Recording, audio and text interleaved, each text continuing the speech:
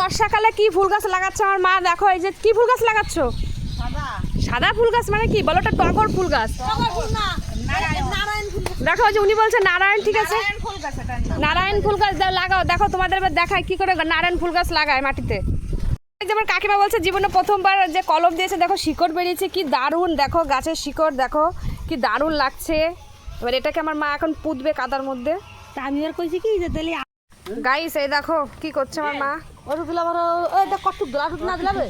এই যে গাছটা যেহেতু মাটির নিচে পুঁততে হবে তো তাই উনি কোদাল দে। কিসের শিকড়? আমি এলে কি তোমার শিকড় করলাম, আমি করলাম না খুঁটোর কথা করলাম না। দেখো সুসার খুঁটো না এরা আমাকে ফুটে নি ফুটে দেবেন না। ফুল গাছ লাগাতে কত মানুষের দরকার হচ্ছে দেখো।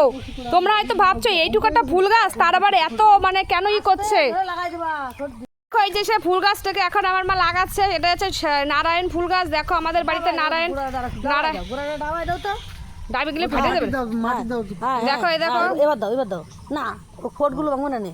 এই দেখো কতজন মানুষ আসে এখানে ই করছে একটা ফুল গাছের পিছনে। দেখো ওন থেকে একটু গোবর সারাই না বালতি করে দিয়ে দিল। তারপর তারা আসি মাটি কিন্তু লাগবে গোড়ায় না জলে দাও ভোম কত বড় খুঁড়ে।